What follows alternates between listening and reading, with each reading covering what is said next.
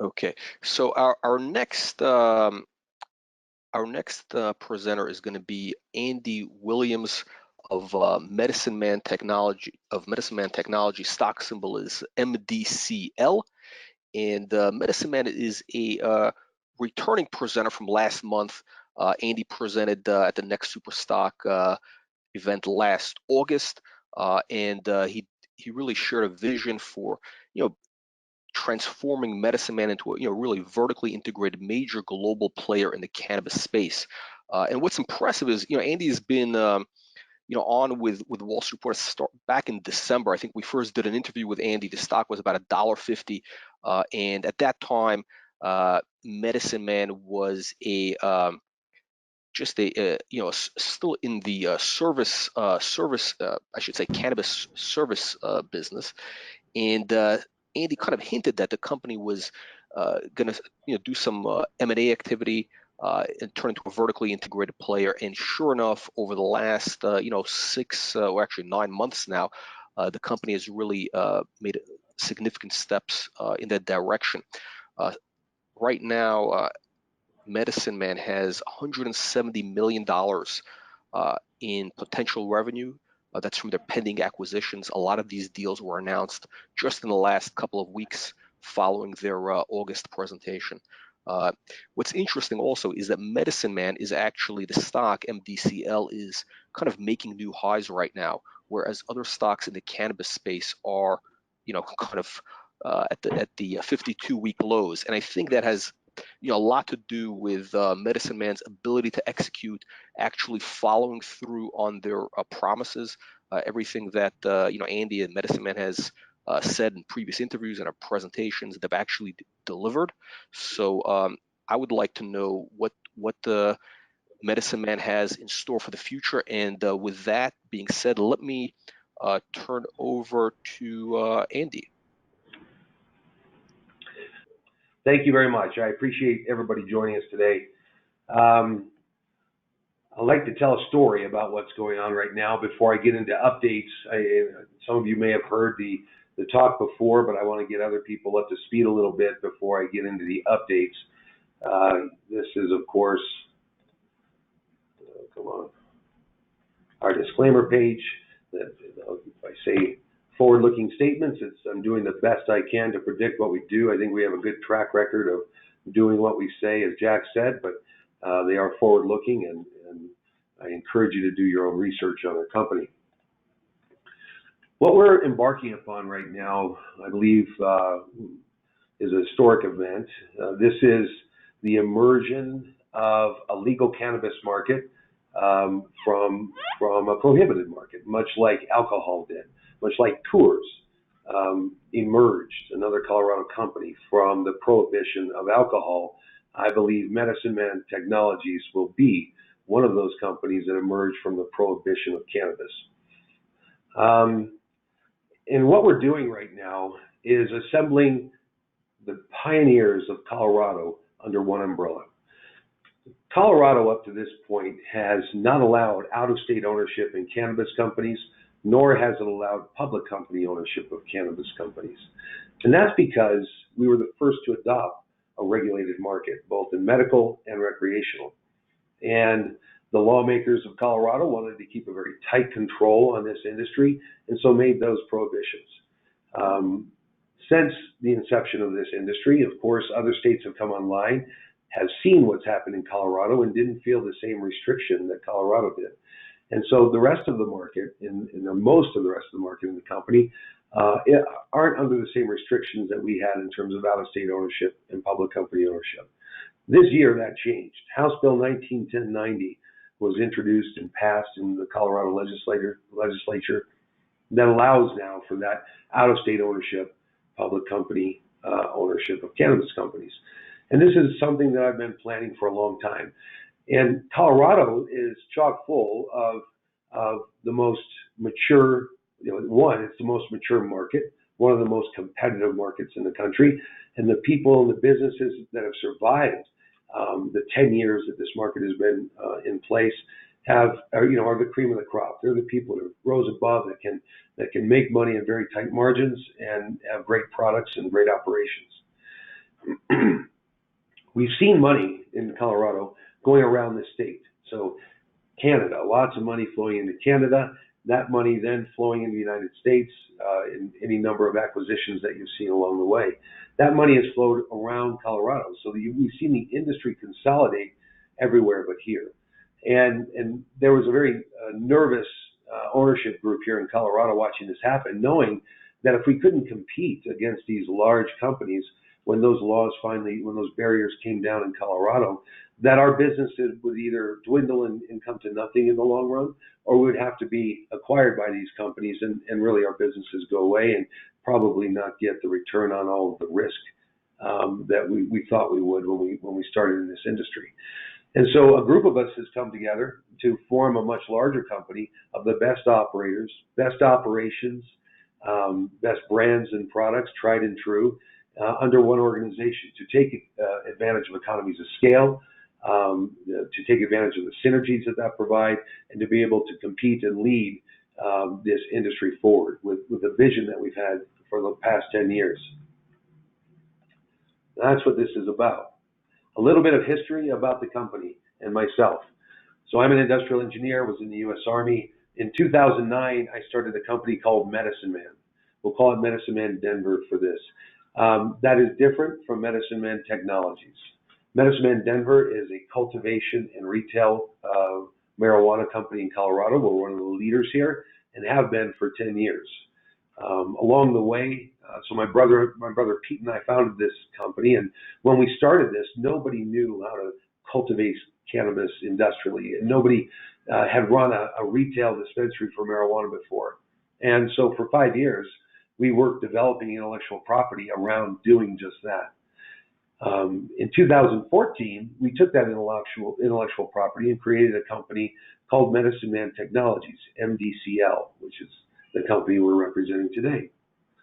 MDCL started as a consulting company. You might call it the Accenture of cannabis consulting companies.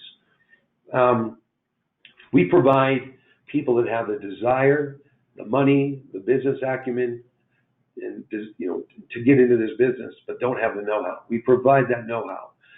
We started with Illinois and Nevada in 2014. Those were our first clients. When those states adopted laws allowing cannabis, we consulted with the groups in those states in order to help them win competitive licensures, design and build facilities, train their employees, get their systems up and running, and their doors open. We've become very successful at that. We've had over 100 clients now, well over 100, in 20 states and 7 countries, helping in different areas of the cannabis space, from cultivation, extraction, retail, and others, quite honestly. So we have a great reputation in it, and that's how we built our company. So in 2014, we started the company. We've grown it. In 2016, in January, we started trading on the OTC. We're now OTCQX, trading under the symbol MDCL. We've grown the company to include products such as a nutrient line, or the food that these marijuana plants eat. It's called Success Nutrients, excuse me. Success Nutrients is the best nutrient line in the product, or in the country. We've just expanded our ability to distribute it from just a handful of states to the entire country, as well as Canada and the UK. And that expansion will continue. And we also have a supply company, supplying cultivators around the country with everything they need to cultivate cannabis. Again, from pots and scissors and nutrients to netting and all kinds of supplies, we supply from that. We've grown Medicine Man Technologies. Last year, we did about $9.3 million in EBITDA, or not in EBITDA, in gross revenue. In EBITDA, we were $2.2 million. So a very successful products and consulting company in the cannabis space. When 1990 passed, that bill I talked about earlier, we've been waiting for that moment in time for a long time. We had a plan already in place. We'd had relationships. These are people all over the state. This is a small industry that I've known, been friends with, grown this industry with. And we started implementing our plan to consolidate together under one company. And so since the beginning of the year, I think we've announced 12 acquisitions. Since our last meeting, Jack, I think we've announced 6 separate acquisitions. And that was sometime in August that we've last announced it.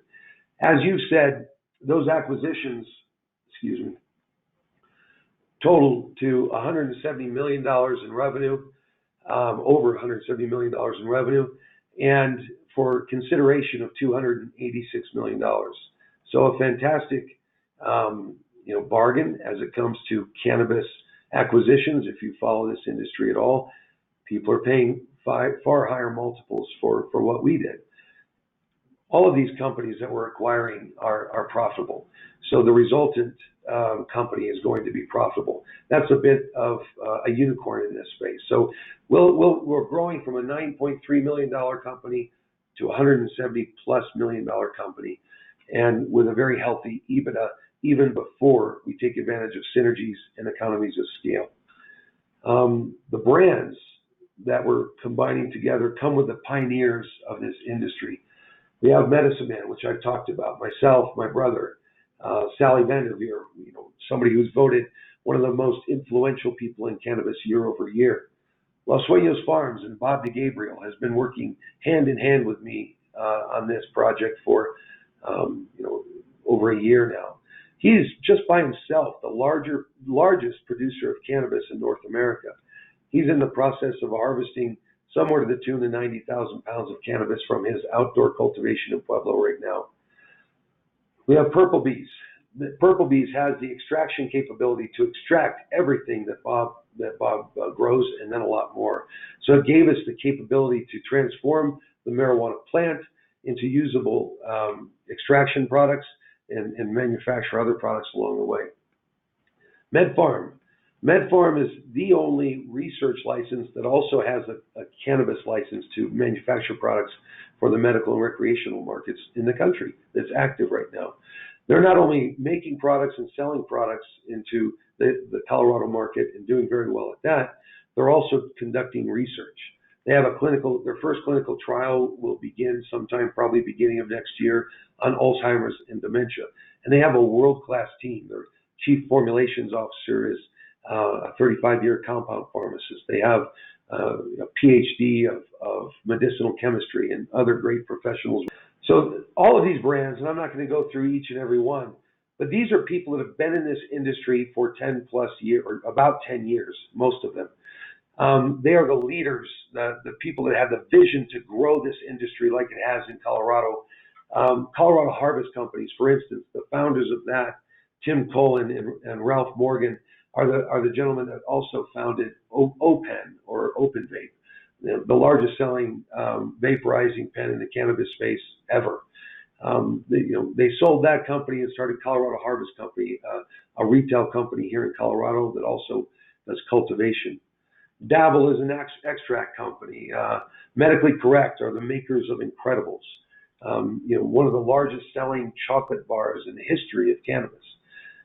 Starbuds, one of the largest chains of dispensaries here in Colorado. These are all people that have not only survived the tightest market, but have led the tightest market in the United States, that have defined this industry, that have grown it, that have fought for it. All of us are coming together under one roof. If you add up just the principles of all these companies, you're looking at over 170 years of experience in a regulated cannabis market. You put that bar chart up against the number of years of any of the other companies, and they will pale in comparison, especially if you start adding in our longtime employees. I have employees that have worked for me for over 9 years. So that is what we're bringing together. And these are some of the pictures of those folks. I can't go through them all for time's sake. What we were missing as a group was the financing to pull this all off, and we're also missing the integration and M&A experience that we would need to successfully pull off this aggressive acquisition and merger strategy. Dye Capital is a group that I met last March, and Justin Dye really loved this story and came to this team and jumped in with both feet. He not only supplied our initial $21 million raise, or up to $21 million raise, he also is on the board. He's a chairman of the board and the board of directors. Justin grew up in Indiana, very humble means, became very successful. He was part of an investment group that purchased Albertsons before their growth, and he was their chief administration officer, and was very responsible for the growth from less than $10 billion to over $40 billion, $60 billion. Sorry. He did over $40 billion of acquisitions and divestitures and integrations, and he brought with him a team that has been there and done that on integrations much larger than we're talking about here. Lee Dayton is our chief administration officer, investment banker, worked with Justin with these integrations at Albertsons.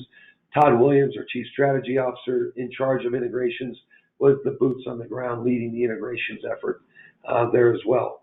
Dan Pabon, our general counsel, served in the Colorado House for 8 years and was the member of the Colorado legislature that was singly most responsible for growing the cannabis industry through regulation and legislation.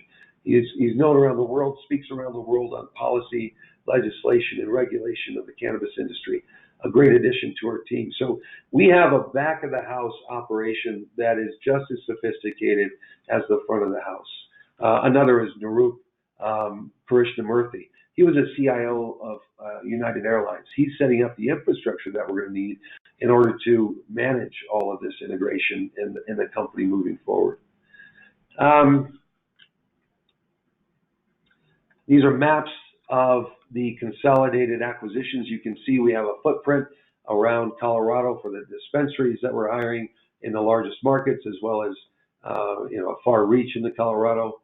The cultivation operations you can see here. We have every type of cultivation, from outdoor greenhouse, indoor, from a bargain price to the most boutique, and we have supply greater than any in North America at a very low cost. And our manufacturing operations are situated near our cultivation operations.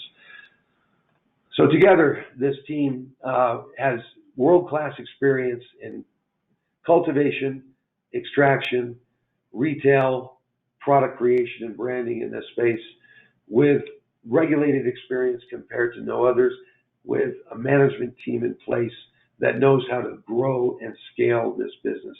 We're very laser focused on Colorado right now, getting these deals done. The law becomes effective November 1st, and there's a process we have to go through with the Colorado state government and local governments. When that completes, these acquisitions can be completed, and we're looking for a time frame of end of first quarter to begin those completions and those closings, and then it'll go over into the second quarter of next year. And when we're done, we'll have grown from a $9.3 million company to over a $170 million company that's very profitable in this space and poised to move beyond the boundaries of Colorado into other states with all of our intellectual property and expertise. So with that, I had to really truncate this presentation, but I want to leave time for questions. Okay, Andy, let's open it up for questions. I have one question, actually two questions that came in last night. One is Robert asking, what are the average multiples that you are paying for your acquisitions? Is there a difference between valuations at the different levels? I guess he means by whether it's cultivators, retail, etc. Yeah, in order to pull this off, I had to be very careful to treat everybody fairly, including myself. And while there were some differences in valuations based on some things like intellectual property, or if one acquisition was more of a cornerstone of what we were trying to pull off, and that doesn't include me, by the way, that the prices ranged. But if you look at our consideration for these is $286 million for $170 million of revenue. On average, it was about a 1.6 multiple.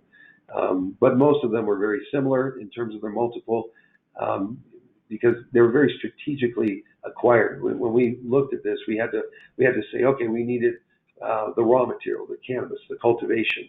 Then we had to look for the ability to extract it. Then we had to look at the different products and concentrates in the different market segments that we wanted to acquire.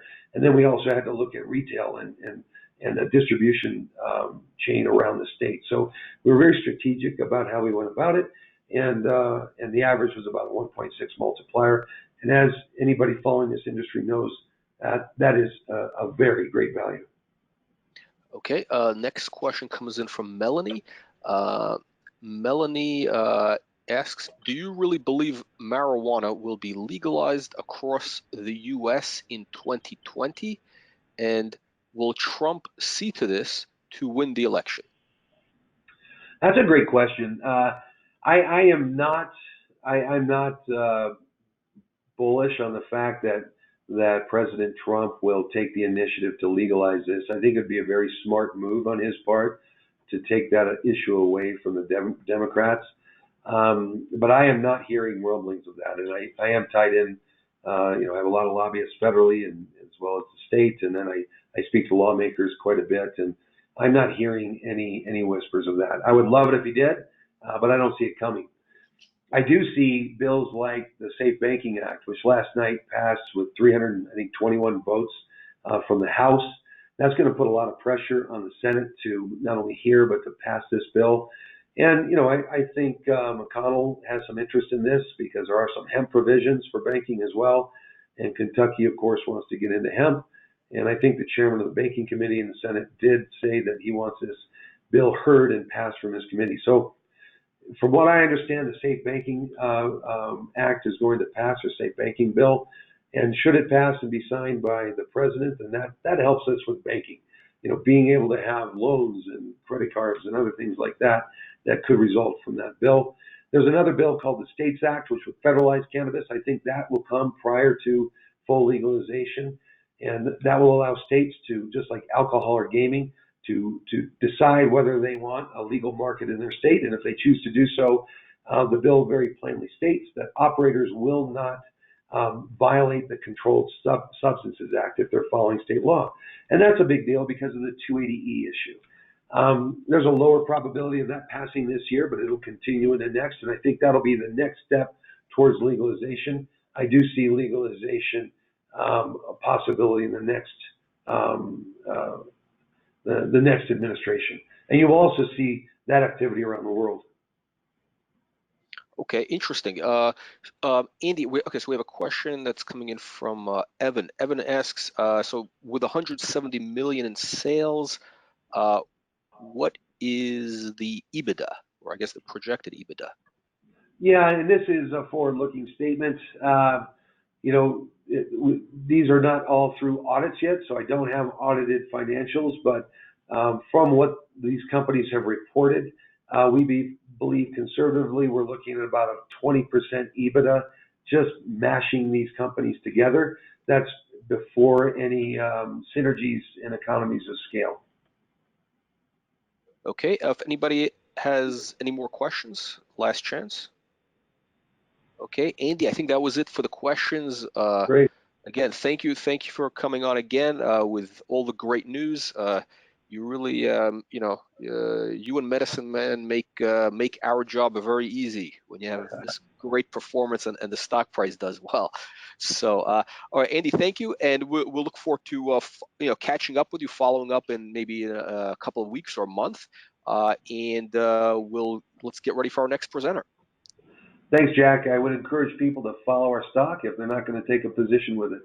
It's going to be an exciting story. Thank you. Thank you, Andy. All right.